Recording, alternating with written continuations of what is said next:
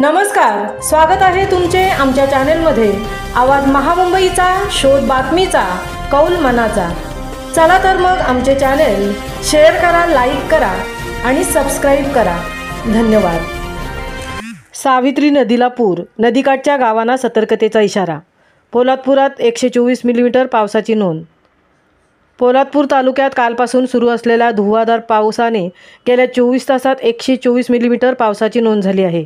रात्रभर धुव्वाधार कोसळणाऱ्या पावसामुळे सावित्री नदीने उग्र रूप धारण केले आहे। नदी नाले ओढे ओसंडून तुडुंब वाहू लागले असून परिसरातील जनजीवन काहीसे विस्कळीत झाले आहे।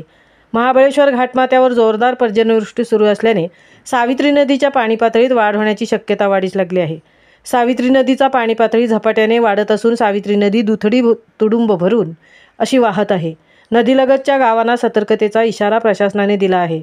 पोलादपूर नगरपंचायतीमार्फत सायनर वाजून नागरिकांना सतर्क राहण्याचे आवाहन करण्यात आले आहे। तर आपत्ती निवारण व पोलादपूर प्रशासनही परिस्थितीवर लक्ष ठेवून आहे। भारतीय हवामान खात्याच्या अंदाजानुसार रायगड जिल्ह्यात काही ठिकाणी मुसळधार पावसाची शक्यता वर्तवण्यात आली असून आवश्यक असल्यास नागरिकांनी घराबाहेर न पडण्याचे आवाहन करण्यात आले आहे। काही ठिकाणी नदीकाठच्या भागांमध्ये पाणी शिरण्याची शक्यता असल्यामुळे नागरिकांनी सुरक्षित ठिकाणी स्थलांतर करण्याची तयारी ठेवावी असे आवाहन प्रशासनाकडून करण्यात आले आहे। हवामान विभागाने पुढील काही तास मुसळधार पावसाची शक्यता वर्तवली असून पोलादपूर प्रशासन अलर्ट मोडवर सतर्क आहे। तालुक्यातील कामती, घोडवली, चोळई या नद्याही दुथडी भरून वाहत आहेत।